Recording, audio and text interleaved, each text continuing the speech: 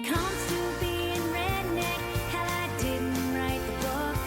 At first glance, you might not see it. Just take a second look. I'm a bit of a princess, but I'm still tough. I might not be a Hey there. cowgirl, We got a lot of new camping gear over the winter. We're excited to try it out.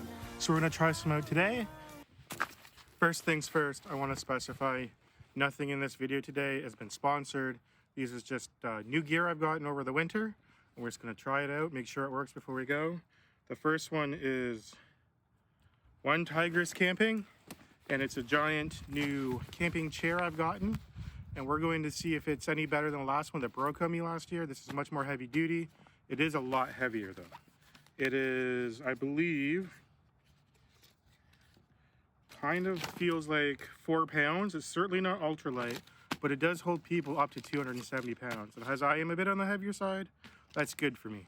Let's put it together and see how it goes. All right, first we take it out of the bag. Comes in a nice easy carry bag, straps. We strap that to the backpack.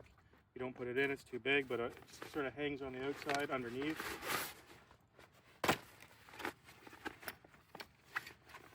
This sheath is also the chair part. We'll put that down. And we've got some very robust steel, aluminum, some form of metal legs, a lock, and some straps to hold the legs all down.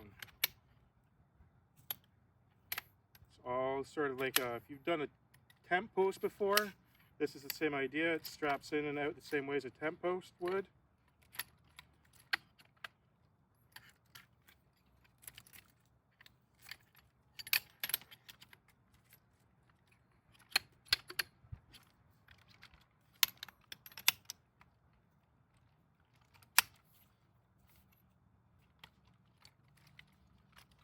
Okay, got the post, the skeleton set up. Now we put the fabric on before tightening it. Don't want to tighten it right away, otherwise we make our lives way too difficult.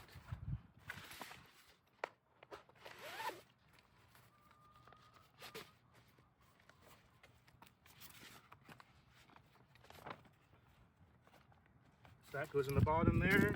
This is a little bit tight, you gotta tug on it a bit. Don't worry, you won't break it. There you go. It's in there good. Good. Tighten these up. Nice. Now it also does have these fold up if you're on the sand. So if you're in the sand, you can do that and put it right down, or on the mud, something that is going to sink in, and you won't sink in the same way. As I'm on rock today, we're going to put these out. I just dropped into it to make sure it would take my weight. No being gentle here. Now I just need a beer. Got to work on my Jedi Force powers. I have a combo. I got a bush knife. It's a relatively cheap one, but it's going to be nice. I'm sure HX Outdoors, I've done some cutting with it. It comes with its own ferro rod and a ferro striker. Today we're going to be testing it to strip some limbs, and we're going to be testing the striker on it. I have a nicer ferro rod I'm going to use, but it's a little bit longer ferro rod. So we're going to use this ferro rod, save the one in there for emergencies, and see how the striker on this HX Outdoors knife does against the ferro rod from RKR Outdoor, and see if we can start a fire. We pull it away so we don't fire everything everywhere.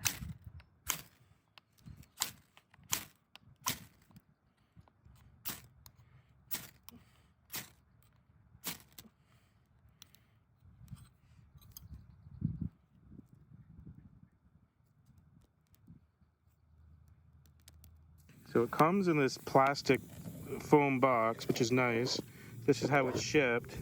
And then in there you have this. It's got a thigh buckle and a belt buckle.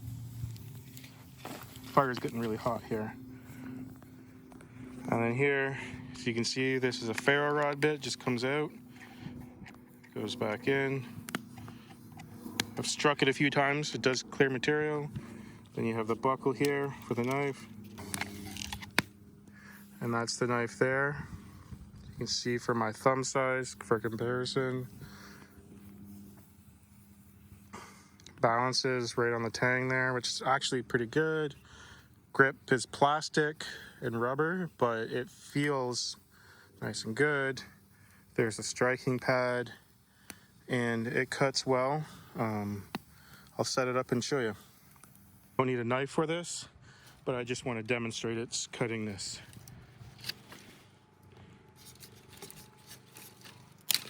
Just like that. One hand. All right, so with the ferro rod and the striker, they both work just fine. They both moved a lot of material.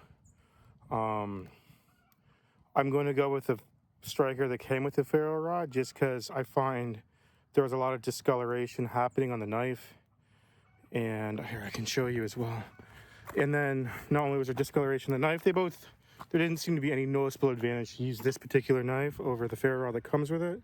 Don't know if you can see that, but it's definitely like all discolored. I could probably just wash off, I bet, but it's just a little extra gunk on it, a little extra cleaning, and there's no need for it. A ferro rod wears, like, the striker for the ferro rod weighs nothing. So, and it works just fine.